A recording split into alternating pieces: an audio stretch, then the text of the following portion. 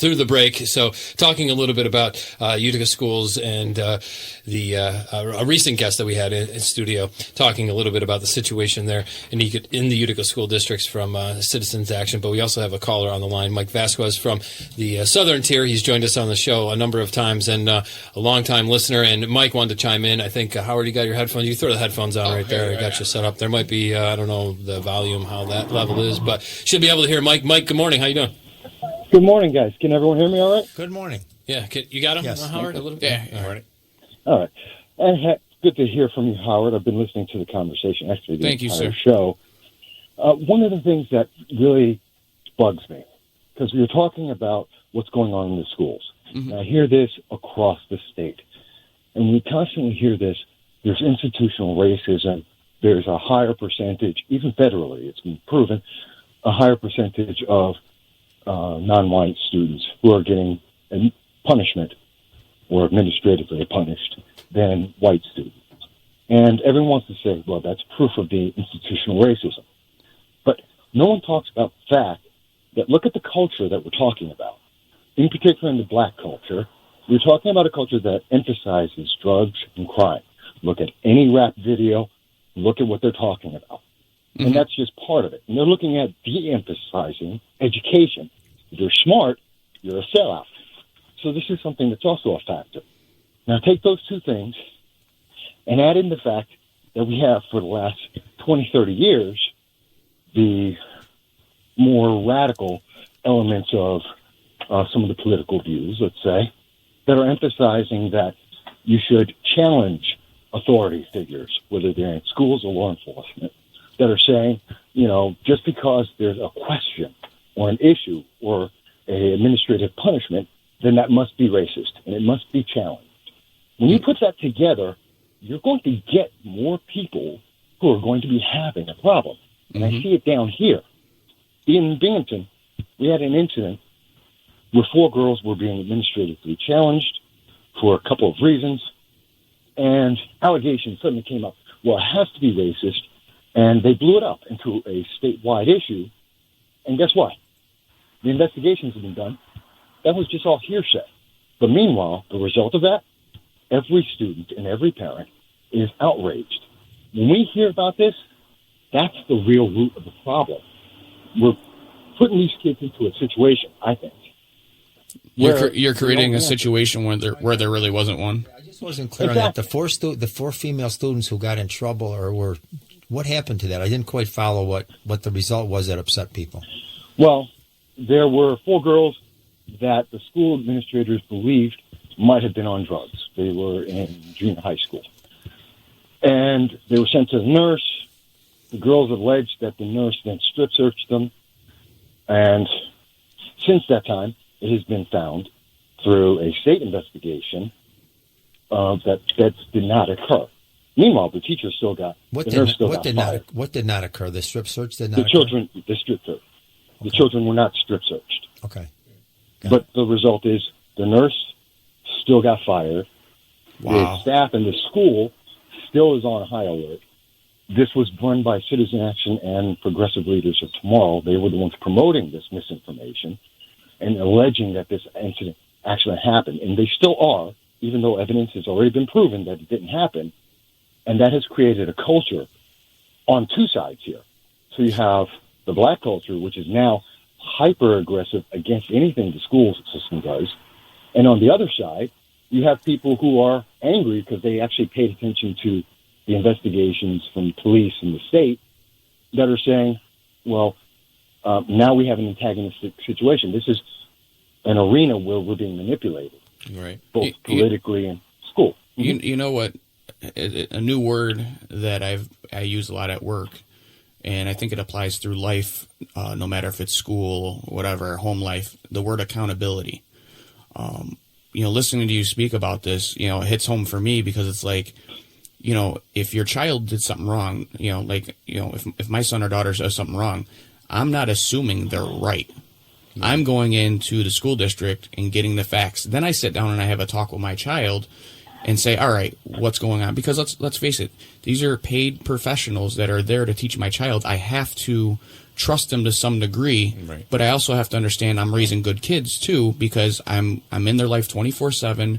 I'm pushing family values, and I'm trying to show them what hard work and work ethic gets them in life. And we have to be accountable from all sides, as a teacher, as a district, and as a parent, and as your having your child. And once all those home fronts start to disengage, that's where you have these types of issues. I feel more often than not. And Howard, I agree with you, but that's where one of my issues, and I've been very vocal about it with Citizen Action, with Progressive Leaders with Morals, otherwise known as PLOT, and TIFA, which are all fringe factions, quite honestly. They're the ones who are pushing this agenda everywhere I look across the state, and to a lesser degree across the nation. And you're talking about accountability. I'm looking at groups that, when you say, be accountable, you've been proven wrong. It's happened more than once. Now retract it and they apologize. say no. You They won't. I bet no one was, and I hate to put this out there, but how many people were feeling bad for the teacher that just probably lost their pension and everything else to go with it and did nothing wrong? Well, how the heck did that teacher get fired? Yeah. And it didn't happen. With no facts. Right. No, not one news story about from that perspective. No, that doesn't happen. Well, that's what's really, whether it's this story or any story that's always bothered me, is that I do, just in the nature of my job as a reporter, I've always been open-minded to both sides of the story. I don't like to take one side and say, well, they just seem crazy, or they don't know what they're talking about, so therefore their whole argument, their whole position, perspective, opinion should be dismissed. No, there's both sides of this. So I don't have to agree with either one, but I think it's important to understand what both sides are saying. So when you do that in a good faith effort, I think that's important for an informed, fair debate. However, in this case, which I think you're concluding, is that if there's not a problem in a situation and you just create a problem that didn't actually occur in the first place. Because you reacted too quickly. Yeah. Right. You just worsen the situation that never would have been that bad in the first place. It goes back to Howard's point of saying, hey, if my son comes home and something happened at school, I'm not necessarily taking his side or siding with him. Right. But I'm going to look into why this happened or how this occurred from all fronts. And again, maybe going back to what Howard threw out there, but accountability and I guess, and as Mike gets on the bus, I don't know where Mike. Sounded like a pterodactyl flew by. No, that wasn't it yet. It's just bumped my phone. Oh, okay. But Mike, going back to what I think you originally started off with saying is, these societal problems, in a sense that maybe that lack of accountability that Howard was mentioning, you get more of that influence slowly eroding away at maybe some of those values that you should have, or maybe that you were taught at some point. But it's cool to go against your teacher, or it's cool to not do your homework, or it's cool to use challenge society in general, whether it's authority figure, police officer, your teacher. Yeah, I'm with you guys. But are you at work, Mike? Multitasking. Yeah. No, you're making good points there. A negative Howard. consequence of all of this rhetoric is that the students who fall into that demographic may feel, I can get in trouble, and if I do, and I get caught, I can say, well, you're just doing this to me because I'm a member of this demographic. It's not because I hit the kid in front of me, or it's not because I tripped somebody in the hall. It's because I'm a member of this demographic. What action led to that? What action? They excuse their misbehavior because they believe that they're only being singled out because they're a member of the demographic and not because of their conduct. And then when they get out of school, that type of behavior will probably continue to carry over. That's the negative consequence of these reactions toward the school and against the school on that basis. This is what I think is going to be a bigger problem than just the discipline. Well, here's the thing. You guys had the one young lady come on and talk about it. Now, did we have any parents speak up and say they have experienced this with their child and they had facts to back up what was being said? Or did we just go off a report of basic numbers and say, well, this conclusion could lead to this? Did we actually have people saying, well, this is what my child has faced, this is what I faced with them? Like, I came on and said, listen, the school district wasn't doing something and didn't report an incident, or, my child has, faced other issues in the school district. what are the facts? How was it handled? Was it handled professionally? Was it handled at all? So if not, my child is white, right? Yeah, I mean, racial profiling exists. Without a doubt, problem in this yes, community. I can agree. And when people are pulled over because of their color, when people are approached because of their color, that is racial profiling, and it exists, and it is not. It's not right for the people who are members of the minority who get profiled. The question is, does it occur in the schools, or are they singling out students and profiling them, or are they singling them out because of their behavior? That's the issue. And the thing is, that's the issue. You will definitely listen. Parents are vocal, to a degree. If you really wanted to know, why would you not call a meeting before? And this is just me, outside looking in, because I've been in the area for many, many years. Get the facts. Don't just go off of what a school statistic number is. Also, get facts.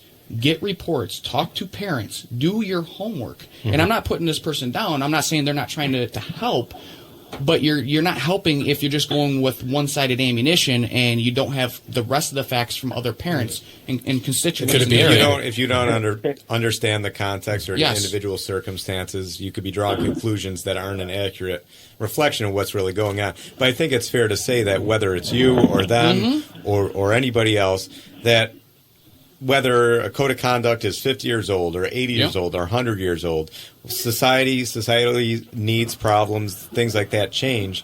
So it is good, I think, wherever you're coming from, even if you don't have all the facts in front of you, I think it is good to just not sit there and say, what do you mean? We don't have a problem here. Actually, to pull out the book and say, wait a minute, I guess, and if we want to be honest about it, we actually could look at the wording of certain things. And maybe in the 1950s, that was fine. In 2020, we've evolved a lot since then. Mike, I'll let you chime in here before we hit the break. Yeah, guys. One last thing before is we also have to make sure that we understand that using emotion as an excuse to take these issues and say, well, it's racism, so you get everyone hot and bothered and not thinking about it. We can't let that happen because that's a distraction. It's actually a political technique to just obscure the entire issue. And the more we do that, and we see certain political groups do that constantly, it's more detrimental. But Mike, that's also part of the problem. Mike, what if certain individuals actually do believe in their heart that these things are racist, and you totally disagree, and you totally don't think they are? But what if the opposite view is not disingenuous? They actually do believe certain things, certain words, certain actions are racist. But that's where facts come in. But what if it's you can't change the fact that person might believe? Well, you'll never be. Racist. Well, that's the difference, though. It's no different than politics.